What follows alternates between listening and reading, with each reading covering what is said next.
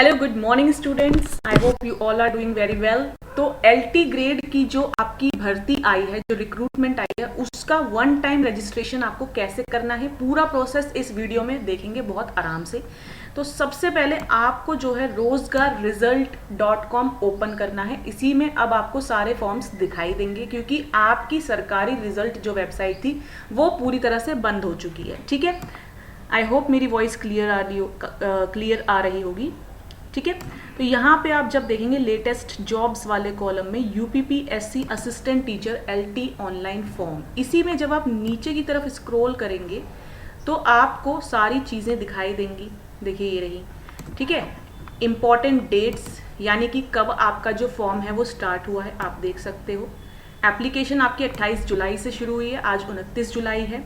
Last date आपकी 28 अगस्त रहेगी apply करने के लिए। ठीक, अगर आप फीस देख रहे हैं, यहाँ पे फीस भी आप देख सकते हैं कि जनरल और ओबीसी ईडब्ल्यूएस की जो फीस है वो कितनी है, 125। एससी एसटी की फीस 65 रुपीज़ है। फिजिकली हैंडीकैप्ड जो स्टूडेंट्स हैं उनकी फीस 25 रुपीज़ है। और ऑनलाइन मोड में आपको फीस पूरी प्रॉपरली पे करनी है। राइट, यहाँ तक आई होप किसी को कोई भी प्रॉब्लम नहीं होगी। अब जब आप नीचे स्क्रॉल करेंगे तो यहाँ पर इन्होंने एज क्राइटेरिया बता रखा है कि मिनिमम एज 21 साल होनी चाहिए और मैक्सिमम आपकी एज 40 साल होनी चाहिए। ठीक है, एज रिलैक्सेशन भी कहीं ना कहीं आपको दिया जा रहा है जो रिजर्वेशन के अंडर आते हैं, यानी एससी एसटी या ओबीसी। जनरल वालों को एज रिलैक्सेशन नहीं मिलेगा।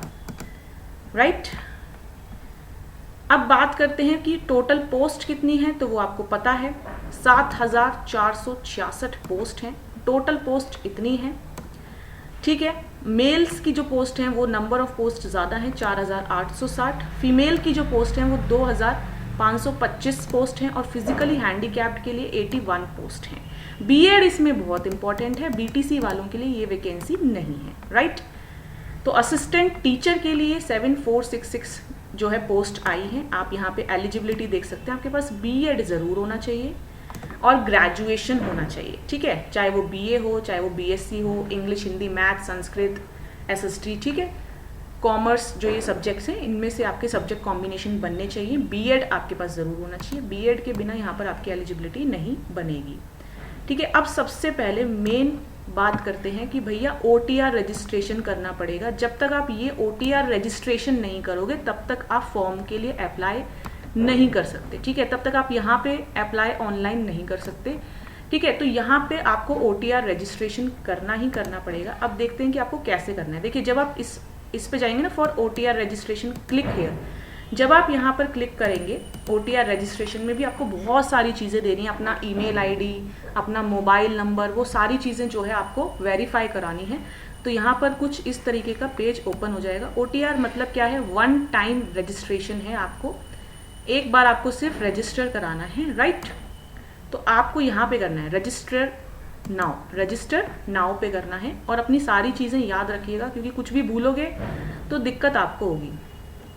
ठीक है, अब आप यहाँ पे देख सकते हो ये है स्टेप 1 कि सबसे पहले आप अपना ईमेल आईडी और मोबाइल नंबर वेरीफाई करेंगे। तो जो भी आपकी ईमेल आईडी है और जो भी आपका मोबाइल नंबर है वो आपको यहाँ पर सब लिखना है और फिर उनको वेरीफाई करना है। ठीक है, वेरीफाई करेंगे उसके बाद आगे बढ़ेंगे। ठीक, वेरिफिकेशन के लिए आपके मोबाइल पे ओटीपी आएगा। अब फिर आपका स्टेप 2 रहेगा कि अपनी जो ओटीआर की जो डिटेल्स हैं, वेरिफिकेशन जब हो जाएगा उसके बाद जब आपका ईमेल आईडी और मोबाइल नंबर का वेरिफिकेशन आ जाएगा उसके बाद आपको अपनी एक फ़ोटो यहाँ पर अपलोड करनी है जिसकी विड्थ और हाइट इन्होंने यहाँ पे बता रखी है और सिग्नेचर आपको अपलोड करने हैं यहाँ पर। ठीक है, इसके लिए आप चाहें तो किसी कैफ़े में जाके प्रोफेशनल हेल्प ले सकते हैं। ज़्यादा से ज़्यादा 100 to 200 रुपीज़ का चार्ज आएगा और अगर आप खुद फिल कर सकते हैं तो आप खुद फिल करें। ठीक है, अब देखो यहाँ पे आपकी सारी इन्फॉर्मेशन आपको देनी है। आपको अपनी पर्सनल आइडेंटिफिकेशन देनी है, ये ऑप्शनल है। ठीक है, आपको यहाँ पे अपना आधार नंबर देना है, ये ऑप्शनल है। आप देना चाहते हैं तो दे सकते हैं, नहीं देना चाहते तो नहीं दे सकते क्योंकि यहाँ पर ऑप्शनल लिखा है।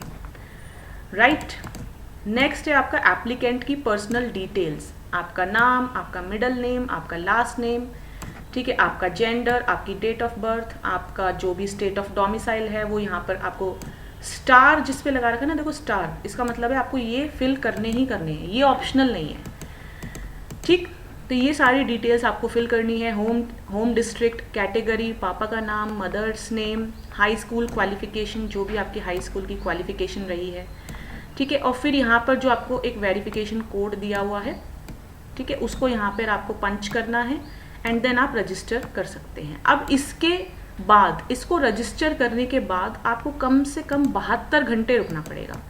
ठीक है, कितनी देर रुकना पड़ेगा आपको? कम से कम 72 आवर्स आपको रुकना पड़ेगा, क्योंकि ये एक टाइम लिमिट इन लोगों ने सेट की है कि 72 आवर्स के अंदर अंदर आपका वो रजिस्ट्रेशन नंबर आ जाएगा।